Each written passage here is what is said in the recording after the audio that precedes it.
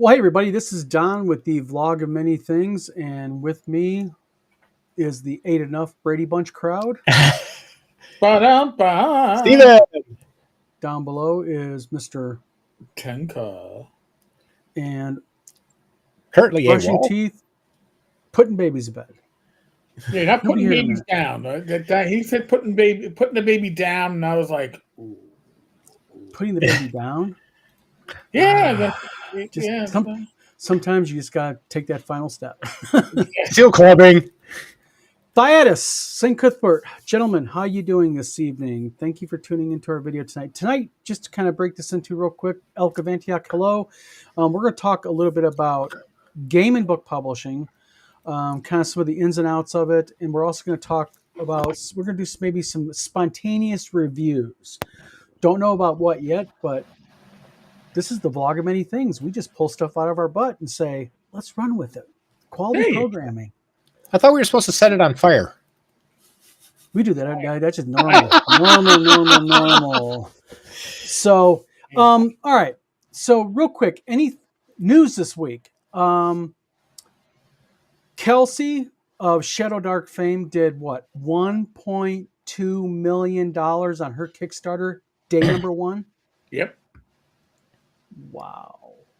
Eric, what exactly is it? Is this this was a campaign? It's the campaign Expansion? site. Okay. But here's the thing, and I'm sure a lot of people are backing for the. I guess they have the premium edition. Is Let me get my copy. So the premium, I know a lot of people are, the one, yeah. So that was sold out with, you could only really get that. I mean, maybe there were a few copies left after the Kickstarter. This has been sold out for a while. They're putting out the premium, but with slightly less thick paper, and now with 3 tassels. So a lot of people are back. It's making a lot of money because a lot of people are getting more copies or add copies of the physical. They've been running with PDFs, so there's a chance for people to get physical copies again of Shadow Dark. Now, what's the only difference between the premium copy and the regular? Because they're both black and white interior. They're both black and white interior. The paper quality, and apparently I didn't even realize this. This one, the original premium, took longer to break in because the paper was so thick, it didn't want to lay flat. Yeah, it's like 120 pound. I mean, it's like 120 GSM. It's heavy stuff. Yeah, so I actually have my standard copy is somewhere in this room. That is still in its original cellophane wrap, believe it or not. Wow. But I know a lot of people have been looking to acquire the premium. I know people who had the premium and sold it because they were trying to, I guess, make a little money in the collector's market. Now are regretting it. Oops. Yeah, so there's a chance now, but she's doing a great thing too because her Cursed Scrolls zine. These are about 64 pages or so per issue. You can get them in limited hardcover editions in a slipcase on this Kickstarter. So people, myself, smart, are going, holy crap! Do I need gobble, yeah, but and honestly, I know Kelsey. I've met her numerous times. She's good people. I don't say that just randomly. I've heard a lot of good things. I've never met her, but pretty much everybody I've met who interact with her says she's really cool.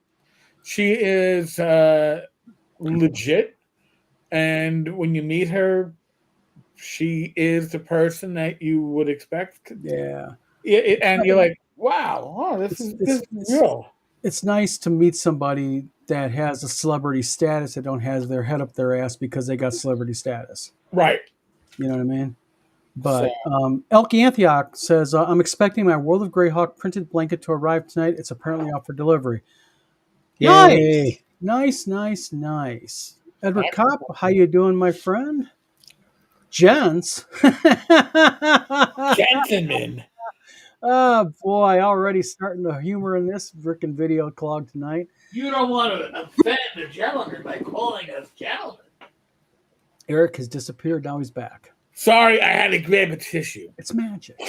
All right, tonight we're going to talk a little bit about. We're going to get into publishing. We're going to talk about do some impromptu reviews. Anything else, real quick, besides Kelsey becoming a millionaire overnight?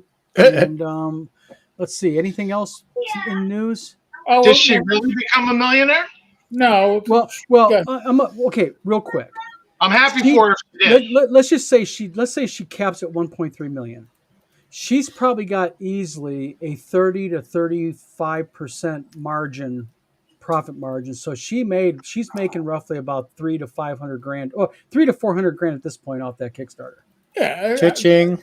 I could see that.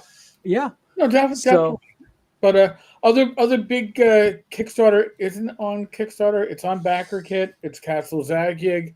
yes, that's Oh, Luke Gygax's Right latest one. now, here's the thing. This is the material that was originally published in the early aughts, and were withdrawn. I think at the end of 2008 when Gil Gygax said no. I actually have a copy. It was gifted to me by Tim Kask. Ooh, lucky So man. I have- box set. Really nice box set. I have Castle Zagyig, the city of Yugosburg. And I believe I have one part of the dungeons, but I don't have the box set. I know, like Joe the lawyer literally ordered it like the 31st of 2008. Called up the Chenaults and like, oh my god, didn't realize it was being pulled. This is the original stuff. Now, there's something. I saw something on the internet where it says, "Oh, Gary wrote this for Castles and Crusades." I talked with Jeff, and Gary wrote Jeff Tlanian. Gary wrote this for AD&D 1E because that's the language that he was conversant in, and then it was translated into Castles and Crusades because that's the system that the Trolls published in. Yeah. Gary, at the time, if Gary was writing other new material, the system he would have written it for would have been Legendary Adventures, which I'd Yes. love to see return. It's a system with some flaws. It could be done a little bit better. I'm sure if it comes back, it'll be flawless. So I'd like to see that return. I have the full-size books. I have the starter set. It's worth it to pick up to see where Gary was going in his mind, what he was looking for out of the game toward the end of his life. But if you already have the originals, you don't need to jump into this one. Yeah. But most people don't. And the originals go for hundreds of dollars. They are. The Castle Zagyig box sets? Oh, yeah. Yeah, I actually had an older one also from years and years ago. I got off eBay. I put it on RPG Marketplace. This is like a year and a half ago after Tim gifted me his because it was his is like literally shrink wrap. I asked $600 for it. It sold like in a minute and a half. And I got a PM from Kim George, of all people, that said, "Did you know that you could have got a lot of more out of that?" And I was like, I just want to get rid of it because I got gifted a nicer copy, so Right. I'm happy. But yeah, I mean, just a used, and it was not in very good condition. It was $600. Like, I'm not joking. I literally posted it, got me coffee, and had a message from a guy saying, "I'll take it." So, It's very good stuff, and this is the material that Jeff Talanian built his reputation on because he worked with Gary on this, and they were co-authors. It was Gary's ideas, but Jeff is the one that I guess brought it to life. So, and then the further work on this, I believe, which is going to be the second Kickstarter. Yeah. That's how it's working. Mike Stewart's going to be taking the lead on the new material. but you know what bugs me about the new Castle Zagyig is the artwork that they're showing online about it. It is just Bad? my opinion. Uh-huh. It just doesn't give it justice, and it looks like it's AI. Probably is AI. It just doesn't give it justice. You know what I mean? To me, I mean, I respect Luke. Luke is brilliant guy. You know, gamer. He brilliant convention guy. He's really honoring his dad's name in like the really proper way. But just that artwork, man, it's like. Wouldn't it be smart for them to recruit some of the few remaining artists to contribute to this project? I would agree. I mean, listen, look at the artwork that Kelsey is using with Shadow Dog. Oh my God! Okay, it is not necessarily reminiscent of any of the art back in the day, but it is so old school OSR in its nature, and it is black and white. Who the heck goes around doing black and white artwork in major RPG releases these days? You know, and that's, you know, I mean, I'm going to. Well, Shadow Dark. That's just it. Shadow Dark is an ode, though, to Oh, OD&D, AD&D, the old stuff. So it makes sense to me right to do that. And I would think that if you're doing something like Castle Zagig, that black and white sensibility, that was what Gary worked with. You know, all of his releases were color covers, black and white interiors. It would be an ode to the AD&D books. Right. It didn't start going to color plates until AD&D 2E. Real quick, G2 says Shadow Dark isn't old school.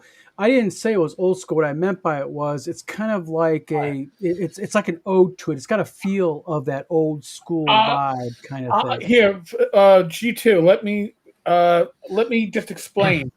And by the way, don't be offended when I tell you go fuck yourself. You don't define what old school is. I take it. Who is G2? I take it there's a little history here. I'm not aware. No, I have no idea. But I hate that people. It is an old school.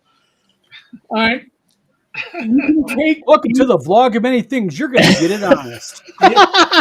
Listen, you step into it, you're going to hear about it. I thought it was like when it for a minute. Shadow Dark is when you look at Labyrinth Lord, when you look at Sword and Wizardry and Osric, these are all old school RPGs, right? That are emulated, built off of the 3.0 SRD. Yes. Shadow Dark is saying, hey, I want an old school game, and I'm going to build it off of a 5e SRD. Yes. That's the only difference. So there's different assumptions built into it. But if you want to take a little bit further, all of these games are like saying, hey, I'm going to a classic car show. Look at my Model T. Well, that's not really a Model T. That's a kit, right? You just built it. Looks great, but your kit has a 1960s Mustang engine in it. Well, if you're building over 5e, you're saying, hey, my kit. Are you claiming that my Volkswagen engine Ferrari's not? We're not turning over that Model T with the hand crank. They've got a newer engine in it, but the chassis, the look of it, the feel of it, and if you've never played it, you wouldn't probably know. I've actually played it, not just at conventions, but on my channel. It plays very old school.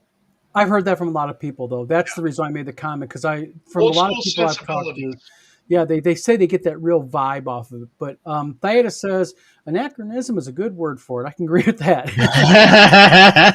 I like it because it's just deadly 5e, whereas 5e is not deadly. True. No. Oh, God, he's breaking out his crystal ball. What does Eric see? Eric, you're muted. You're muted. Eric, you're muted. Eric. Sorry, I muted when Rach came over. Sorry. I don't know. Rach, I hate to say it, without it lighting up, it looks like a turd ball. Oh, is that one of those glow-in-the-dark balls that does that? I have one my daughter got as a moon. Is that what Mario Gomez mailed you? Hold on a second. It's my left breast. I'll put it in here and make it proper. So, So back to Castle Zagyig. There's a Star Frontiers connection. Does anybody know what it is? no, Long before Castle Zagyig was an actual product, there was a Zagyig Nebula in the Star Frontier setting. was it That's spelled the same way though? Because it's actually Castle Zagyag is a play off of Gygax's last name spelled backwards. backwards. Yeah, they spelled his name backwards. They put a few other like people who worked at TSR made Oh, so this is kind of like an Easter egg. Yeah. Oh, that's really cool. an Easter egg in the setting. There's a few names in the Zebulon's Guide that are people who worked at TSR, and I spotted a couple of those. I went, oh, wait a minute. Oh, wait, I think I recognize a name there. You know, it'd be stuff like ROP Robotics. You know, it was names of corporations and subsidiaries. There's where they All right. worked them in. So to kind of make things light a little bit, because we're kind of talking in general about a whole bunch of stuff. I got a question for my esteemed panel of guests here on the side, the people in chat, and my co guys, co-guys, my co-grognards, my co-old farts on the thing here. Okay, you can have open license for one thing. What would you want to publish? I can already know what that one would do, but we're going to ask him anyways. Let me guess. Hold on. I'm going to make a guess here. top secret. Top secret. Yeah. Right, Tom? No. No. Okay. But Who seriously, Cheers. if we could do one game, what would anyone want to do? Steve, you're on the upper right. You're kind of like Mr. Brady of the Brady Bunch. I don't know. I'd probably go old school with like D&D 1E or whatever. Eric? You see, my issue is anything that I'd want to write for has an open license, essentially. So 1E, I could write for it as Osric. No, I'm talking about it would be a re-release, a new game that's your license. You could do anything you want with it. So I guess technically writing. You could take the name. I wouldn't want the name of anything that's already been out there. Ooh. Why? Right? Listen, it all has its identity. Star Frontiers has its identity. If I'm going to put out a new product, it isn't the Star Frontiers of old. If I'm going to put out D&D, like by the way, anybody who thinks that D&D 5.5 is D&D, you're an insult to gaming. I'm being opinionated today. I had that kind of you are just a grumpy guy today. Nap time. Just because you can you own the trademark D&D does not mean that you own the soul of D&D. Exactly. I believe games like, and since Greg Gillespie's in here, I'm going to say Dragon Slayer is on my shelf to the right.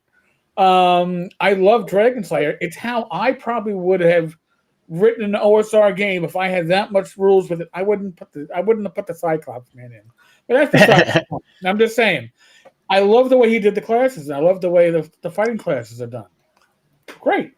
If he called it D&D, would have been fine if he had the trademark, but people will go and look at it and go, that's not really D&D. It feels a lot like D&D, but it's its own thing. It's Dragon Slayer, and that's what it should be. Shadow Dark takes 5e and makes it an approachable system that is very old school in nature. Would I call it D&D? No. But would I call it D&D if I was calling this Kleenex as opposed to a tissue? Yes. So I don't really care what things are called. But see, with me, I'd do something really obscure. I would take the SSI game / Nintendo 64 game, Eye of the Beholder. And I would, in fact, take that and turn that into a super module. I wouldn't want a game system. I wouldn't want like AD&D. I just want my greedy little paws on that little block of goodness. You're thinking more like setting, like Planescape or just a particular module. No, I would take Eye of the Beholder, which is basically For those of you who don't know, it was a computer game / Nintendo 64 game, and the premise was you were hired by the Lords of Waterdeep to go into the sewers of Waterdeep and rid of an Eye of the Beholder at the very bottom level. And folks, just so you also know, this came after the initial Gold Box games, which a lot of us played like on my Commodore 64. Yes. But Eye of the Beholder was different. If you don't know Eye of the Beholder, think Ultima Underworld. Okay? It's a first-person perspective. Mm-hmm. One, I believe it was one character, No, maybe even more. no, but you could have 4 characters. Okay. It's been a while since it's been decades since I played it. But your perspective, even with the poor graphics from back then, was first person. And it was very immersive because of that. And to replicate that, I think it would actually play out pretty well if somebody did Dungeon And just Terrain. to be honest with you, for open disclosure, we actually were in negotiations and had a written contract to turn that IP into a board game, bona fide, until, I'm not going to mention his name, but until someone had to be a dick and go and start whipping his little 1-incher out and ticking people off, and they decide to yank all IP back. Literally, contract in No idea hand. who you'd be talking about.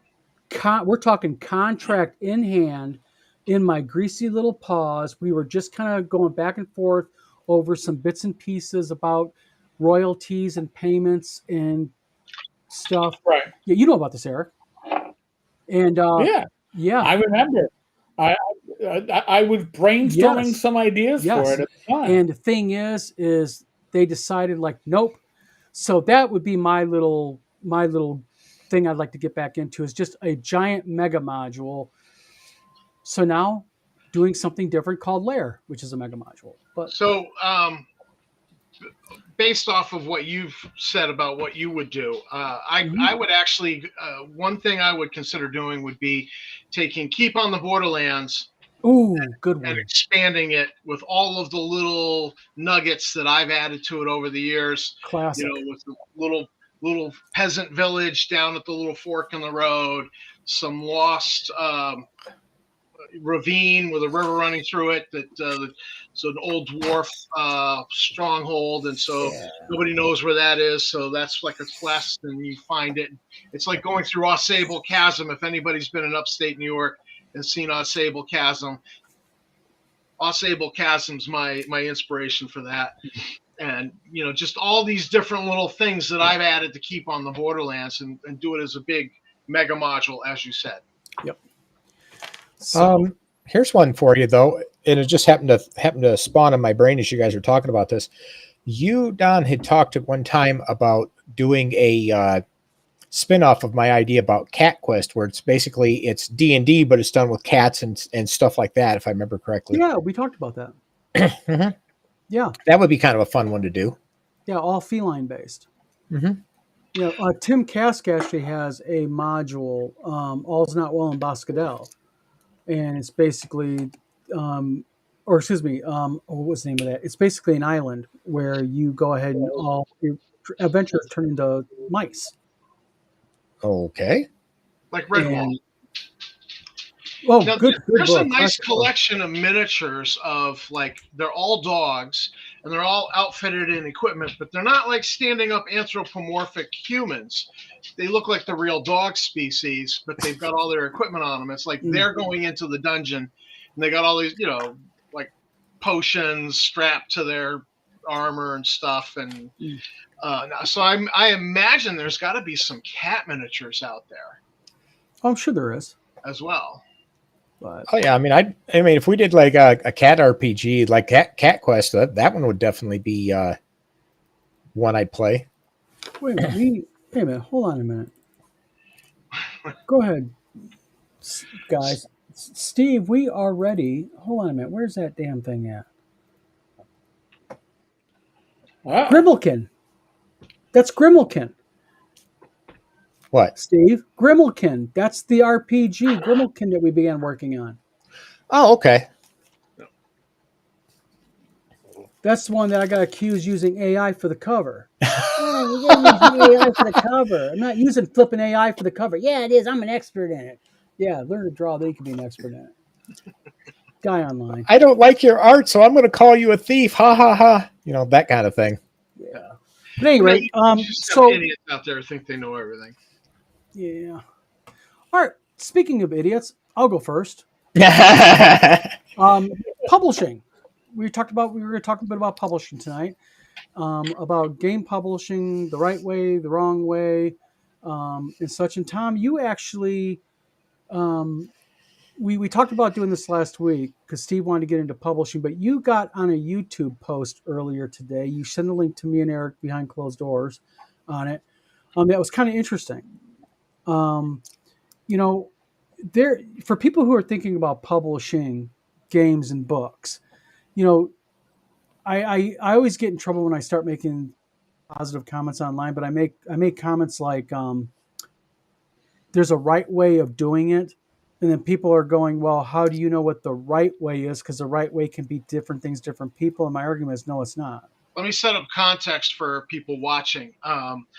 There was a Vlog of Many Things video that we did, and you had talked about producing the Winnie the Pooh game that you and your wife are doing. Yep. And the commenter was like, sorry, it's a negative comment, sorry, Don. The market for kids, the kids aren't into it, blah, blah, blah. And so I actually responded to them. This is, look, I appreciate you playing devil's advocate. Yeah. And I give you some points on that advocacy. But what Don's, the fact that you have all the machines, you produce stuff in-house, you're producing this in-house.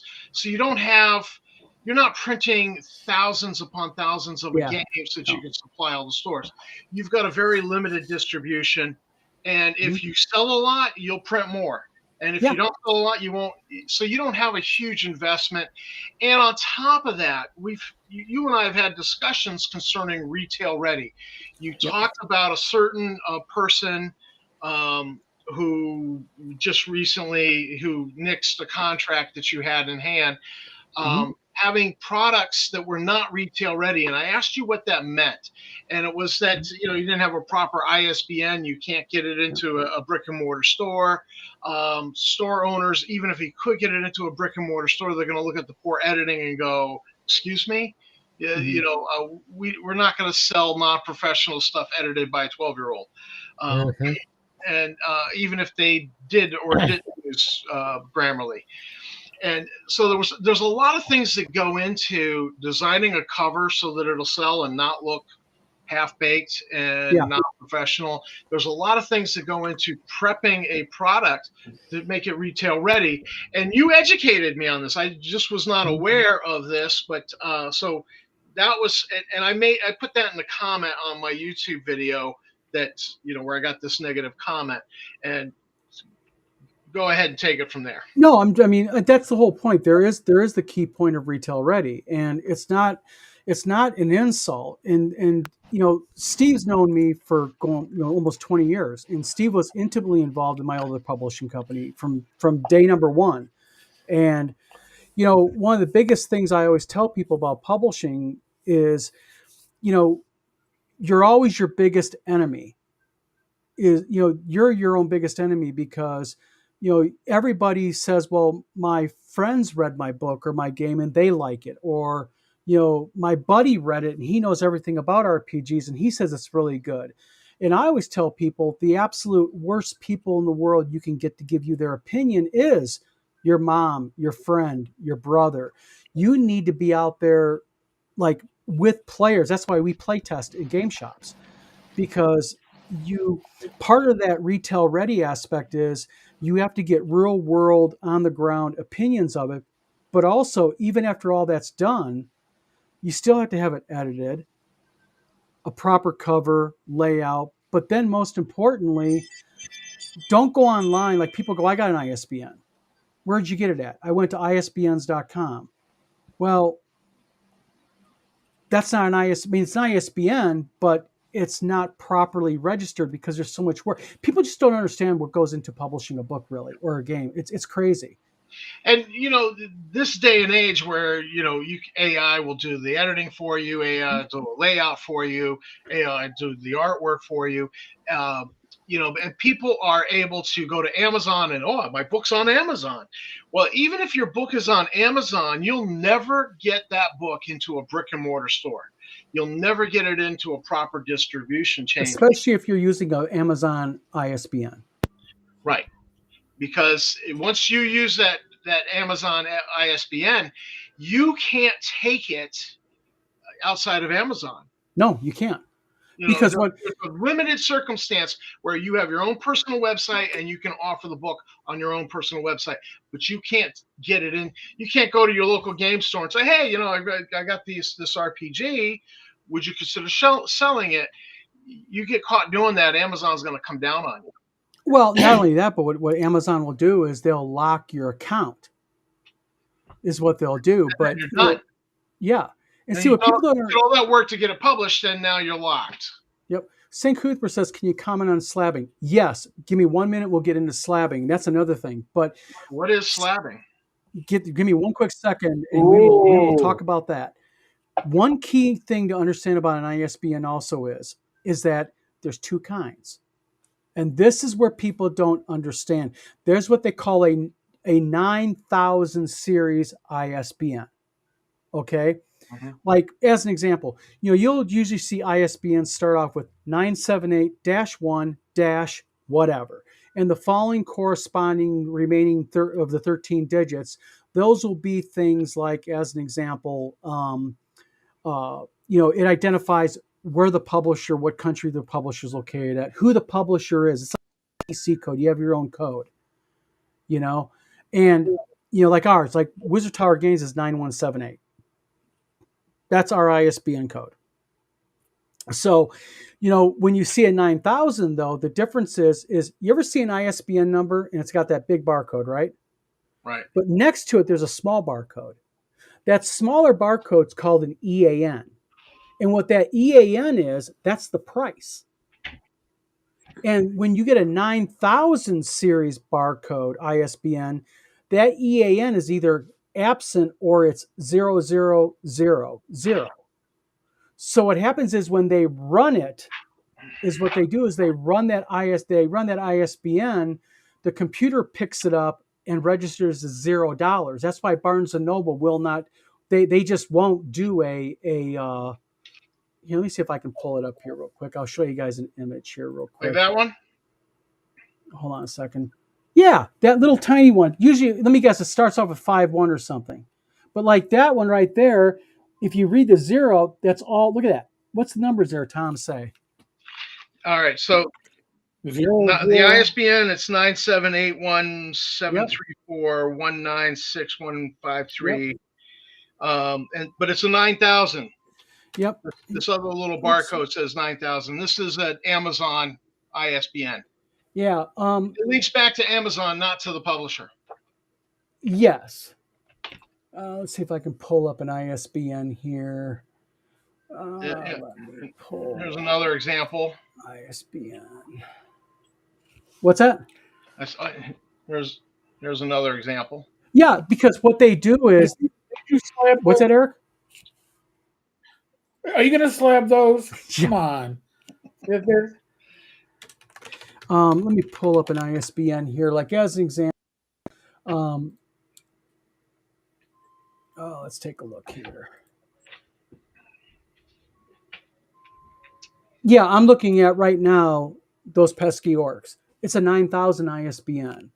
Yeah. So is Dave Johnson Publishing uses 9,000 series ISBNs.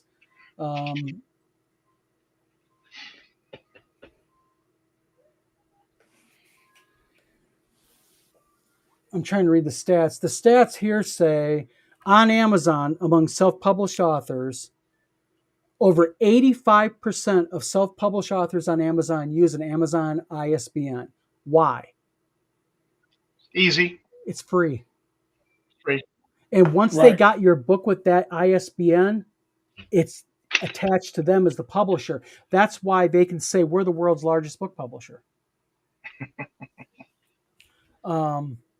So, you know, but the thing is, you know, let me get out of this real quick. But the thing is the ISBN is really, when you look at a book and a UPC code when it comes to a game, or a ISBN for a game, is probably one of the most critical things for publishing, because everything is attached to your ISBN. I mean, literally the publisher, how many pages it is, everything from, the cup, you got to load a image for the cover. I mean, everything is attached to the ISBN. But so many people don't know these details, and it's all kind of Greek to them, and so they just, oh well, I just get an ISBN from Amazon, Sure. and Well, Bob's your uncle. Well, plus, especially when they do research and they say, holy cow, I can go to Boca and get an ISBN. They want $75 for an ISBN. I ain't doing that. Well, that's like saying, I'm not paying 10 or 20,000 for a brand new car. Well, if you want one. well, I mean, it's the equivalent of, and I know this is a really bad analogy, but it's like going to an oil change shop and them saying oil change $65, but if we use corn oil, we can do it for 10. Kiss that engine goodbye. Yeah, I mean, you're kissing the engine of your book goodbye, or your product. Yeah. And that's another thing is I know people that, like, as an example, they'll buy an ISBN and they'll put it on a board game. And it's like, you don't put ISBNs on products like that. Those get UPC codes. And see, that's the whole thing about publishing, and that's the reason why we're getting so heavily into it now, is because, a key part of a publisher is the education of of the author or the creator. Eric, what's wrong? I just got a PM from Greg. I'm just laughing. The thing is what you as a publisher, your job also is to educate the author or the creator, and to no. Hold on. Yeah. Well, we got a quick second here. One thing I do want to do is kind of air out a little grievance I have, and this is kind of, not like specific to me, but just in general, is people are, I hear all these people out there saying, oh, you got to get on Amazon. Amazon's the best. Amazon's the biggest. You're going to sell books like left and right. Amazon sucks. Bull. Yeah, I have sold almost nothing on Amazon. Go on, Steve. This man knows what he's talking about. Yes, I have in the last 6 months, and this is through Drafted Digital, and to some degree, even when Don was in there trying to help me with Amazon, I was selling nothing. I've sold like one book in 6 months on Amazon with Drafted Digital. I sold like one or two books when I had it with Don. And I mean, I got my royalty thing here. Let me go look up the exact amounts. But I mean, I'm selling like gangbusters from Barnes and Noble. Barnes and Noble. Barnes and Noble. I'm selling really, really good. Let's see, my last one for Barnes and Noble. Well, okay, that was a low month, but it was $356. I've had $9, $10, $12 on that one per month, which for me is a good number. Amazon, but this is the thing with the whole thing with Amazon. What people don't realize is that, first of all, Amazon's algorithm does not give a shit about the self-published author. They suppress you almost. Yeah, Amazon cares about. I mean, you're dealing with, it's like you can take any random book and you're like, oh wow, I'm in their rankings. I'm book number 784,326. That sounds like you're part of the board. No, in that genre, you are. You know what I mean? So I'd like good, to respond to Gunther the Mad here. He says, interesting how, for a great example of unprofessional idea, you immediately go to that company. Talk about low-hanging fruit. Well, because these are the only Amazon RPG products I have in my collection, and they're on the top shelf, away from everything else of quality.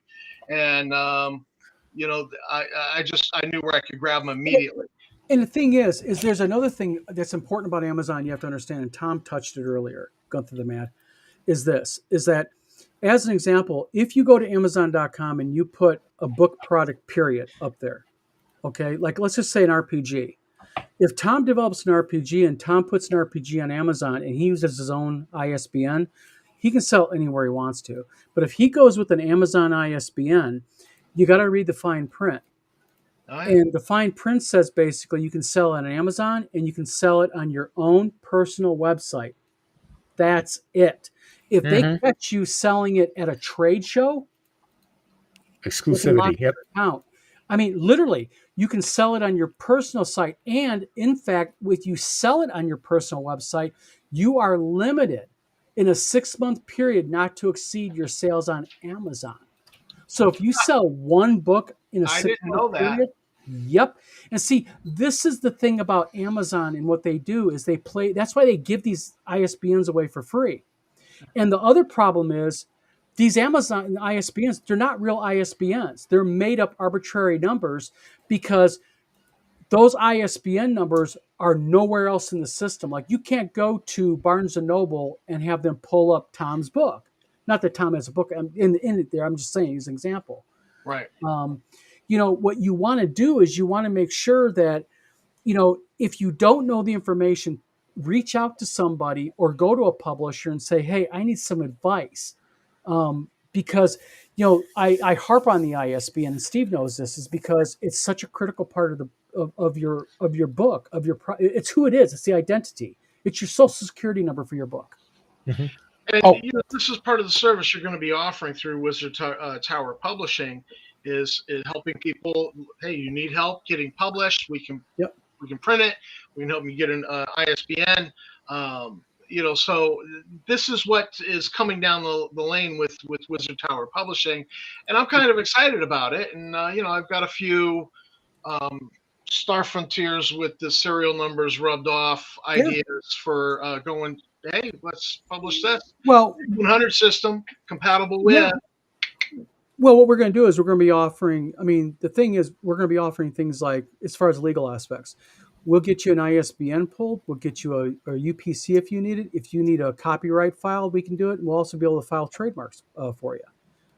Edward Kopp says the issue is that people don't want to do the real hard work to build a successful business. Most folks are looking for every shortcut and budget skimp they can find. Yeah, because Okay. they're not Definitely. they're not committed to it. They're just in it for the money, and that's a big rant with mine. It's like, don't do it for the money, do it because you love it. But they're like, no, I want to be famous, I want to be this and that and stuff. Well, some people it's vanity. They just want to. Exactly, They want a book on the shelf. exactly. And they can point. Look, my book. Yeah, exactly. But the thing is, keep in mind is, and we ran into this with me and Steve ran into this with Two Moon a lot, is, you get people and they just don't understand that writing a book is very difficult. It is. It's extremely difficult if writing a book, but even more so is when you publish that book. The other thing I tell people to watch out for is are you able to take criticism? Are you okay with somebody coming in and doing a 1-star review on your book and saying that the book is total trash? Ooh. Yeah, I've had that, and I'm like, okay, why is it? I turn around and throw it back at them and say, okay, you say it's trash. Why? Tell me. Some of them, you quickly find out it's just jealousy, but even then, you still have to have a thick skin, because there's people that are just going to absolutely light you on fire just because they're jealous, and you got to be able to absorb that. I bought a book that an internet friend published. So I went and bought it off Amazon. Told them I'd read it and review it in the Star Frontiersman magazine, and I couldn't get through 3 chapters. It was just horrible. And so I gave him feedback. I tried to give him constructive feedback, because there were rape scenes. There were there was like in there, and I was like, dude, I can't review this in the magazine. I just can't review this. But that's the whole thing. And he ended our friendship.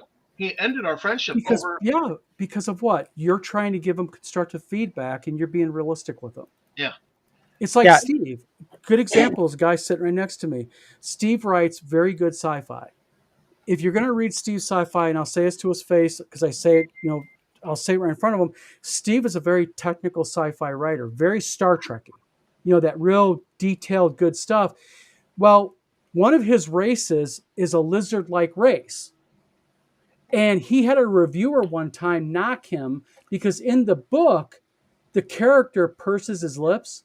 This guy goes in and says lizards don't purse his lips and gave a 1-star review because of it.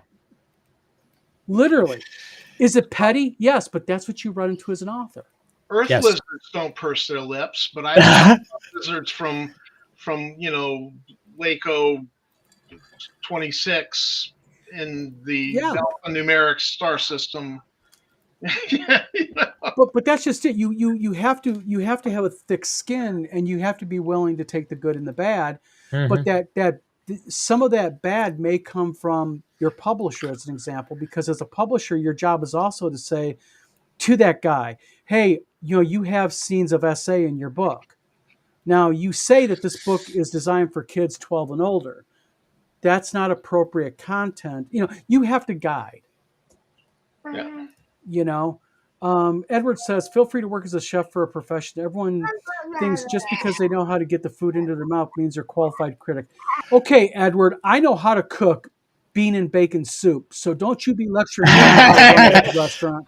I used to be a certified chef, so I can relate to that kind of criticism. I'm a certified eater. And certified something. Also, yes. we got off on a little tangent, but I wanted to go back to not directly Amazon, but the distribution and stuff. Because one of the things I'm finding in working with the distribution I have through Draft to Digital is that there's some surprising locations that actually do really good. Because like I said, I did really good on Barnes and Noble and Apple Books, which you kind of expect because they're big names. One of them you don't hear of much because it's overseas is Tolino. I am pulling more sales off Tolino than I am Barnes and Noble and Apple combined. Wow. Okay, me and Steve's going to have a little clash here. The problem with Tolino is it is one of the number one ranked sites to have pirated material on and such. Yeah, I'm just saying it's one of those out of the ordinary places. That's my primary thinking here. Is just out of the ordinary. So don't just assume that you have to have all the big names. You can have the little names, and those do really, really well. And there's another thing is and this is something I always suggest to people is do not be afraid when your book is published and ready to go. Is sling it anywhere and everywhere that you can. Friends, anyone that is willing to get a book, and don't give your books away for free. I have people all the time that would go, well, can you give me a free book? Listen, I'm an author. It took me literally 8 years to write my one murder mystery, Soccer Mom. Seriously, it took me 8 years. Mm-hmm. Spend $15 and buy my book. I'm not going to give it to you. And that's another thing. Don't give away your product. Sell it. Sell it to people. Unless they're willing to do a service in return, you may have someone, and I'm not talking about anybody here, but I'm just talking about in general, like a lot of vloggers will say, give me a book, I'll read it and I'll give you a review. Well, if you've got thousands of followers, that's worth an investment on my behalf if you're willing to read it and give a review, because now I'm getting exposure, Mm-hmm. Right. But go ahead. And you do know the dirty little secret of the drive-through RPG featured reviewer program, Oh God, right? what? Is this going to make me mad? Okay, go ahead. Yeah. Okay. So I was a featured reviewer for a while. And as a featured reviewer, a drive-through, you rate things on a scale of 1 through 5.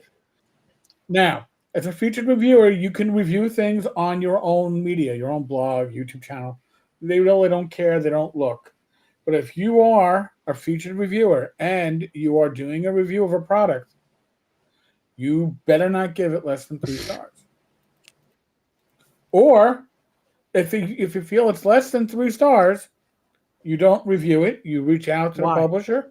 You give them your critique, your criticism, say what you feel needs to be corrected, but and don't do a review. Why? That's kind of like contrary to what your job is then. Mm-hmm. You're a featured reviewer. You are getting PDF copies come to you for review purposes. Once I became a, quote, publisher, I was no longer a featured reviewer. And as a featured reviewer, on any given day, there were 10, 15, 20 products I could have chosen from in my email to review.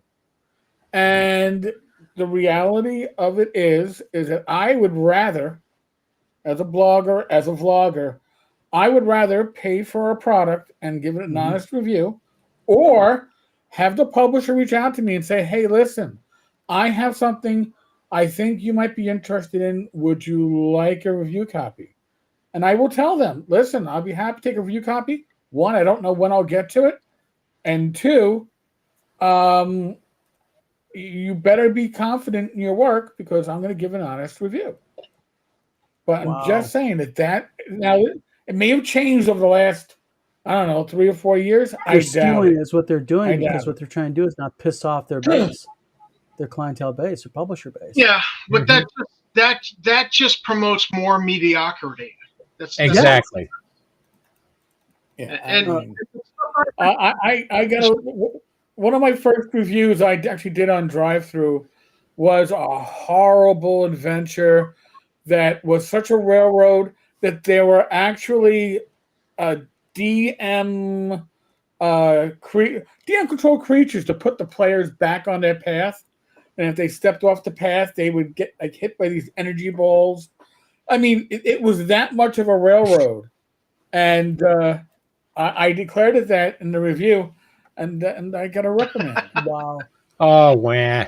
Edward Cobb says, in the hospitality industry, I learned you have to give it away to make money. Yes, because what you're doing is you're comping people, of course. But in when it comes to things like books and games, and I know that you may not mean this, Ed, but in books and games, in my opinion, I think the problem with giving away product in general is the fact that, number one, you really don't need to do it to get the results you're looking for. And number two, you're giving away something that you worked very hard on for a very long time, and margins are small anyways on books and games. So, I could see comping something. Go ahead, Tom. It's like the casino. My Yeah. father, in his retirement, and after my mother passed, he'd go to the casino a lot. And 2 out of 3 times he'd win big, and so he'd win big and be headed home, and they would give him a free steak or lobster dinner. They want you there. They don't want you leaving. Because that would cause him to come back to get the dinner. He's not going to get the dinner that late at night. He's a diabetic. So what he would do is, I'd be down in Boston driving, for Uber, and he's like, you coming up to Maine this weekend? I'm like, why? He goes, well, I got a free steak and lobster dinner for 2. Nice. And I'd be like, on my way. Screw this Uber thing. I'm going to Maine for a free meal. And, so but it would bring him back, and then he'd spend more money while he was there. And, but he was really good at blackjack. So he kind of won more than he lost. Oh, I love blackjack. That's my blackjack and Texas Hold'em poker. Yeah, he gave me $500 once to play blackjack, and so I played a few hands, and I went, hit me, and the dealer said, "Are you sure?" And I went, "Yeah," and I, of course, went bust. And then I did it again, and she went, "Are you sure?" And I thought, I'll just pocket $400 and call it a day. It was $400 Dad gave me, and that'll be a win. And I'm done playing blackjack, because clearly I don't know what I'm doing. Now, real quick, I have a question for our audience, and this is just something for future. Everybody who's watching this video, we got a bunch of people watching now. Any content that you all want to see us talk about, like maybe next week? Is there any specific content, subjects, anything you want us to deep dive, get into, and or any other subjects that you all want to see us dive down the rabbit hole on? And while people are doing that real quick, one thing I haven't mentioned this even to my fellow gentlemen on the video cast here, but we've been getting emails. Anonymous? For anonymous and legitimate. So next week, what I'd like to do is I'd like to go ahead and showcase those emails. I'll black out the email address, but we'll put first name. And I want to start reading some emails, because the anonymous ones are hilarious as hell. And the non-anonymous actually throw some pretty good stuff. Edward Kopp says, would you say piracy has more of a detrimental effect than positive? I've heard claims that in tabletop RPGs, the number of folks who buy a hard copy, I think I get the gist what you're going at, is not unsubstantial. Okay, go ahead. I have an opinion, but I'll let everyone go first. Go ahead. Sure. Go, Tom. You're chomping. Look, if it's not in publication, I'm going to go looking for a PDF on the internet. I mean, if I can't go and buy it and get it legit, then I'm going to go. And because a lot of times I'm just curious, I heard there was a feature to the James Bond RPG that was out in the 80s, if you remember that one. And so I just want to look at that, more of like research type of purpose.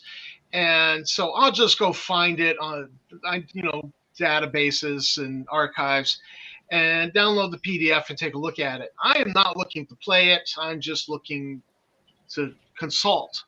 But if it's legitimately out there, then I'll just go ahead and buy it. I mean, especially if it's on drive-through, I've got publisher credits. I'll just drop the money.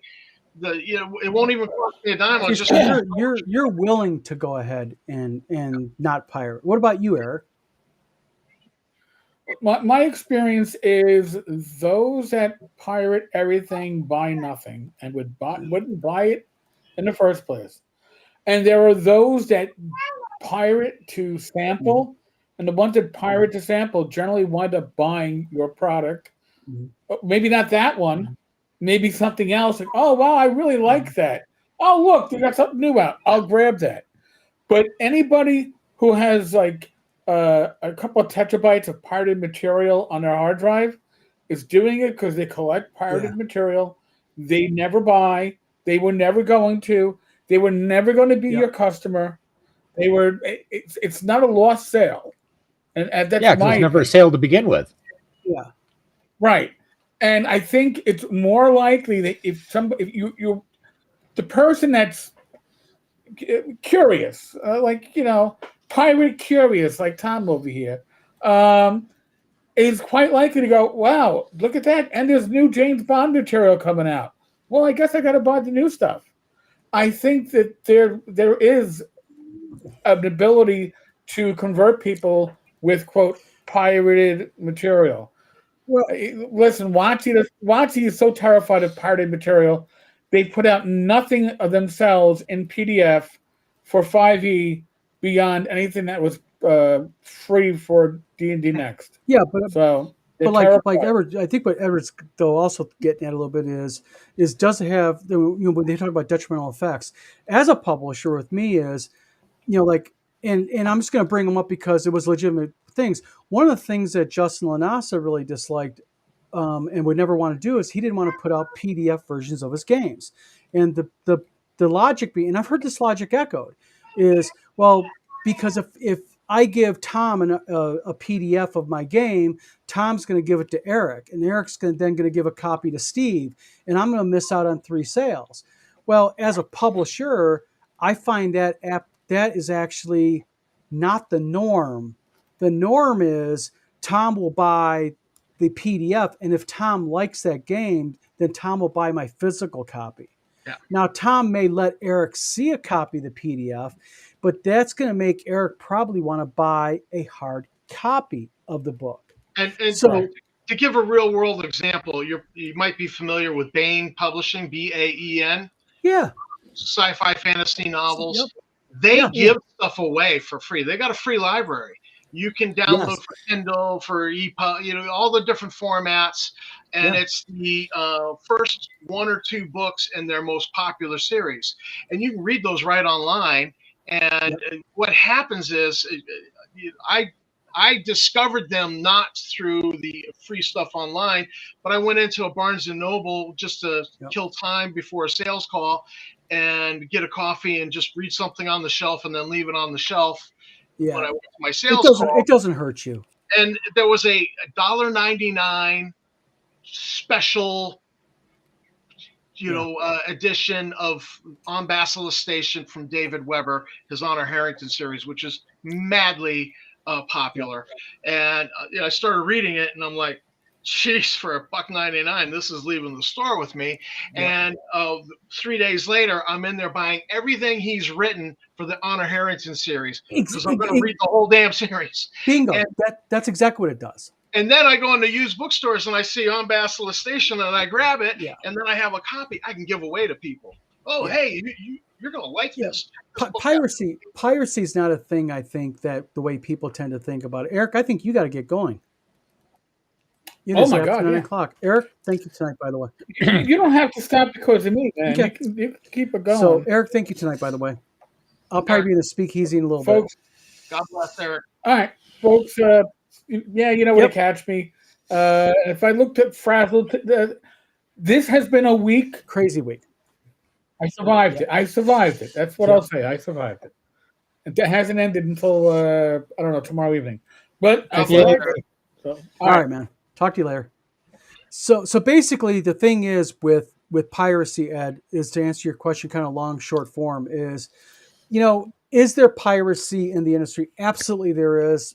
It's out there, but really, does it have more of a detrimental and negative effect? You know what? You have to look at it as a publisher, as a creator. I think more of, do I absolutely have to give that PDF as part of my as part of my marketing plan? 5 years ago, no, you didn't. Today, you absolutely have to have a PDF version. That is almost on everybody's lips. Like Stars and Sales, we just did the backer kit. One of the first questions out of people's mouths was, is there going to be a PDF version? Because people use it at the thing. So absolutely yes. Well, yeah, they're going to use it on their smartphones because it's easier to have that than to carry the book. Absolutely. St. Cuthbert says, let's talk about night before party at WizardCon 2025 and what time do we meet at the bar. Actually, we're not meeting at the bar. We are having a dinner at 10 o'clock. It's going to be for all volunteers, special guests, and other troublemakers that show up at the convention. We're going to have just a big specialized dinner. And St. Cuthbert, I thank you very much for picking up the tab that night. That was really You walked into that one. Yeah, we were there. Yeah, Dave Thompson still got all my 80s games. Absolutely, man. Dave Thompson says all the companies sitting on out of print should get them on drive-through. You know what? I actually have to, let's see, all the companies sitting on out of print RPG should get them on drive-through. I actually am not a fan of, let me back up. Oh, I don't want to put this say this right. Drive-through RPG offers an awesome service to the average small publisher who has a few titles. Mm-hmm. But what these people do not realize is if they published more traditional, I'll put it that way, it would open up sales avenues and a whole new world for them. But you got to have somebody that's helping you that knows really what they're doing. And I think Drive-Thru RPG has their niche. They have their slot, and they do a good job at it. But one of the problems with out-of-print stuff being put on Drive-Thru, what I've been noticing in eBay auctions, when I just go and say, let's see what's selling for Star Frontiers on eBay, is people have bought the reprint modules. Yeah.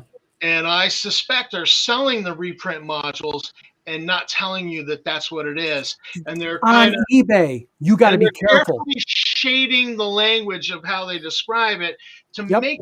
So if you don't stop and think or ask questions, you'll buy a reprint for $30 that only cost them, $4.31. Yeah, or what's happening on eBay, like you said, they use clever language.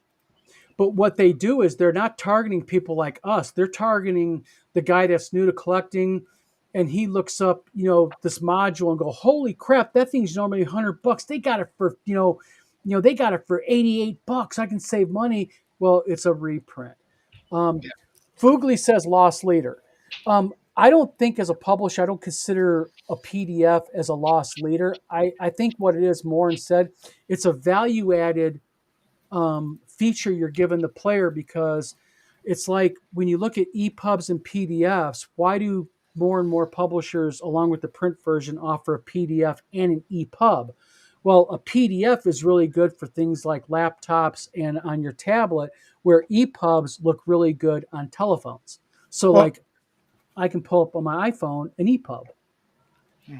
Yeah, and that's the other thing too, is back at the beginning, before ebooks took off, they were a marketing gimmick. They were just like, oh, somebody was like, well, I want your book on digital too. Can you do that? And they'd say, yeah, here, have this. As long as you bought the main book, we'll let you go ahead and have a free ebook for this. And, and that's kind of how that all took off. Yeah. And I just think that, that's another thing what you have to look at is you have to take a look at it in a more broad sense of is, okay, let's just say this. Let's say, and I'll use Stars and Sales because that's what we're going to put out. Let's say Tom buys Stars and Sales. He backs the backer kit. And let's say Tom does take that PDF and he starts giving it away to everybody and everybody. It's a proven fact. Most people, if they like it, they're going to want also the physical, not just the digital. Yeah. Mm-hmm. It's like me. I like digital because I'm getting more and more into using my laptop and my tablet. But I tell you what, I love a shelf with books. I'm just that tangible, I want the book at the table. I don't want to be fiddling with my phone or a tablet or a computer. I want the book of rules at the table. Open it up, lay it open. And, that's... But small resource PDFs like, 100 sci-fi names or 100 pickpocket, results. That could be a PDF that because I'm gonna consult that during my prep time on my computer. That's fine. That's true value added though, because what you're doing as a publisher, and I'm gonna confess here. At Wizard Tower Games, Wizard Tower Publishing, what we're going to start doing when the new websites come out here, we're going to have a free download section. And it's going to be little things like that. Like we're going to have like a 1E player character record sheet. It's free. We're going to have like, a little mini booklet of tables of missing. So yes, because what you're doing is also like the steak dinner at the casino. What we want is when you come to the website, i.e. the casino, we don't want you leaving empty-handed. So we're willing to give you a little something for free because maybe you'll stick around and look around and say, oh, that's only $4.99. I could use that, and you spend a little bit of money. Yeah, and I can tell you that with the publishing, the fan magazine, because it's a fan magazine, it's under the fan license, I can't make money on it. And I've put the tip cup there, the pay what you want. Yeah. You like what we're doing, throw a people throw $1, they throw $3. I've seen people throw $5, one particular fan who's really been big on supporting, multiple Patreons and the multiple magazines. I've seen them throw $9-10. And I'm like, hey, I appreciate that. You don't have to throw that much, but I appreciate it. Yeah. It's people appreciate what you're doing. They will throw some money, even on pay what you want. And I've done this where I've just I wasn't too sure about a Traveler product, so I went ahead with the pay what you want, paid $0, read it, and then I went back and paid for it again and actually paid money because I was like, that was really good. This guy deserves some money for this. Yep. Mr. Gunn says, boom, it's Mr. Gunn in Late Night Drive. Hi to him, Mr. Gunn. St. Cuthbert. Okay.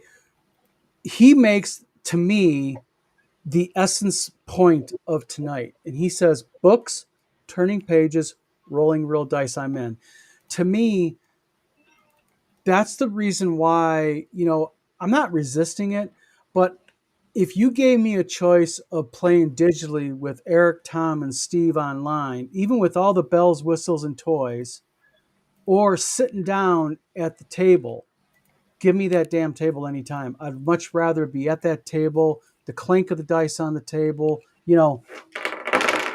that sound right there, having a good time laughing, you can't beat it. And the funny thing is, that's why we did WizardCon, because I really wanted to get back into post-COVID. Let's all do some gaming together. But that's why we're also trying to do digital. I think Eric said, as a matter of fact, what was it? Last week was his last week, wasn't he? Then he's done with that game night. I think so, yes.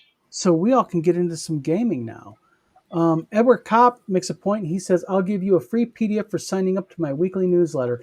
Exactly. Those are the things.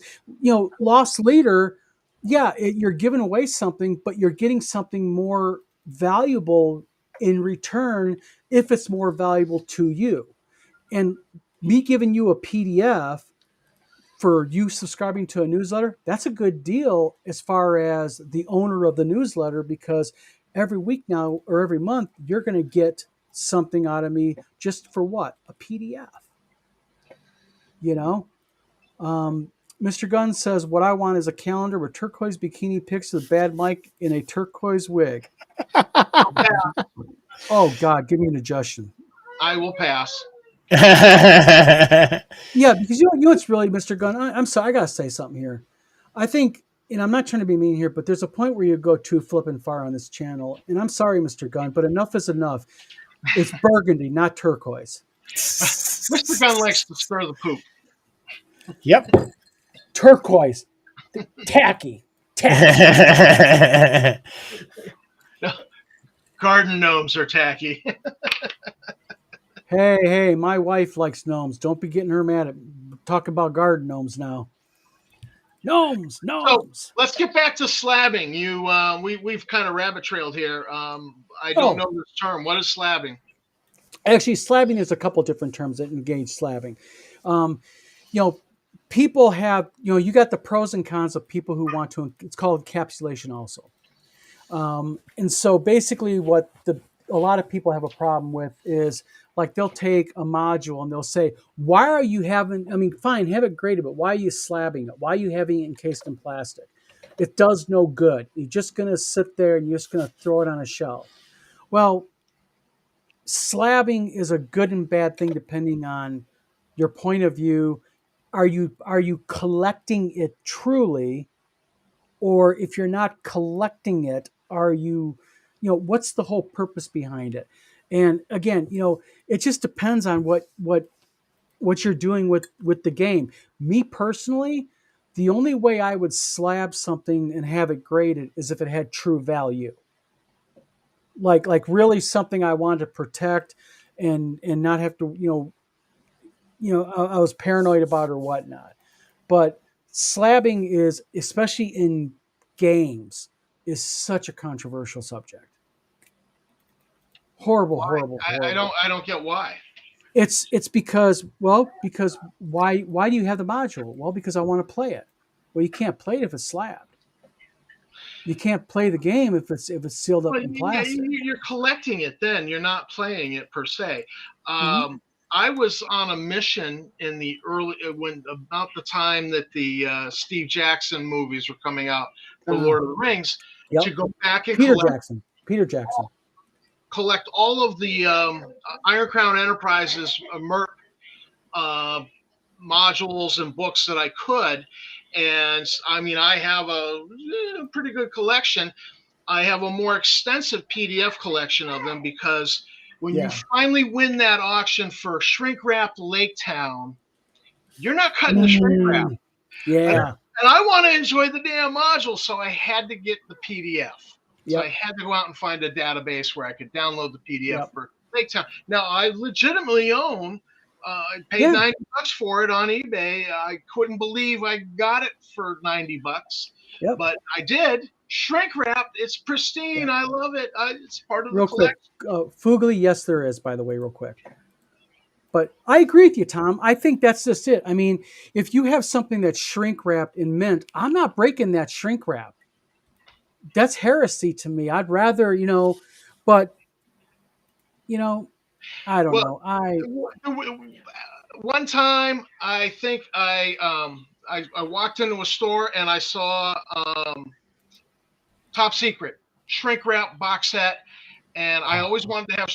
It was my birthday. I always wanted to have Top Secret, so I went ahead and bought it, and I cut the shrink wrap because I wanted to look at the game. I wanted to smell the paper. I just wanted to go through it, because I had kind of rolled up some characters for Top Secret, but I never got to play back in the 80s. Yep. And so that was one where I just said, hell with it. Caution to the wind, man. I want to play with this thing. Yep. Edward Kopp says, unused, inaccessible books are useless to me. I'm not that kind of collector. I agree with you. I only have one slabbed game. only one. And it's a module. And the only reason why it's slabbed is because I bought it that way off of eBay. It was a good grade. It's a 9.5 mint. And it's Gauntlet. It's the module Gauntlet. And it really it's not any super valuable. It's just one of those things where, wow, I like the module to begin with. I already have a crappy copy of it that I can play with if I want. 9.5, I'm going to go ahead and just have it for the sake of having it. Jerry Tell, how you doing, my friend? Thanks for coming on the show. Mr. Gunn says that he is more of a completionist than a collector. I can be that way too. Like, to me, like AD&D books. I actually reached out to Ed Lazor, the owner of Drive Through RPG, or not, through RPG Marketplace, excuse me. And what I'm doing is I wanted to put together an entire collection of orange spines because I want to do it for the auction for the kids' hospital. And he's helping me get the orange spines together. So, that's me. I need to get a complete set. So in certain ways, I'm a completionist. And I think with me, how are you guys? With me, I think I would consider myself more of a completionist too. Because sometimes condition doesn't matter. I just want to make sure I have all of what I need. I was a completionist when it came to MERP, but eventually I just kind of I lost interest. But Star Frontiers, I was a completionist with that and went out and got to find everything and got to get everything. Are you a completionist in anything game wise or not, or anything in particular? No, the closest I ever got was CNC Red Alert. Oh, you used to play the heck out of that game. I remember you talk about that. Oh yeah, used to play that to death. Now I will say one thing. There's one game system that you don't want to become a collector of and or a completionist of because you'll never be able to do it, and that's GURPS. Holy cow, GURPS. How many stacks piled 4 foot high of different manuals do you need? The manual of Roman toe fungus. Oh, okay. Everything. Yeah. Yeah. But on the other side of that, if you're like I was looking to write a spec ops module for Star Frontiers, adventure, and somebody said, "Oh, you should get spec ops GURPS," and I did, and so I went out and bought it, and I was like, it wasn't that useful. Yeah. But yeah. I mean, you can use the GURPS splat books for research. Yeah. GURPS is actually really good. I mean, GURPS is like one of those, for me, I used to love GURPS, but I actually have some GURPS books. But for me, they're more just, I want them as resource material. They give me ideas. Mr. Gunn says, Tom, oh man, MERP, Star Frontiers, now you're talking. And Ever Cop says, I was a completionist before the divorce and moving into a Brooklyn apartment. Mike Burke says, then there's just us lost souls who are 2E completionists or aspire to be. It's a life quest. Mike, I agree with you. Sometimes, it's like me. I want AD&D or BECME related materials. I'm not really a second edition collector or a 3.5 or a 5E. But when it comes to basic BECME or when it comes to AD&D, I am a completionist. Because, and what's everybody's opinion here? What's the difference between a completionist and a collector? To me, a completionist will play with what they have. A collector usually will put it up and not want to play with it. What's your guys' opinion? Oh yeah, collector is a dusty shelf kind of guy. The completionist is I got to have all of this so I can have the fun. All right, Tom, I think you got to get a young one to bed, my friend. Yeah, I got to make another attempt to putting her in bed. Well, I'll tell you what. Give it 30 seconds, Tom, real quick. We'll end this. It's going on 9:30. It's been a night. Everybody, thanks for tuning in tonight's video. Had a lot of good chats tonight. We'll be back next week. We'll start getting into the emails. And you can go ahead and email us at thevlogofmanythings@gmail.com if you have an idea of a show or if you want something on next week that you want us to kind of do a little bit more research in. And I'll share with you guys some of the emails we got because they are some requests for show ideas. Yeah, we should just have a little mailbag. What's on the mailbag this week? Good idea. Good deal.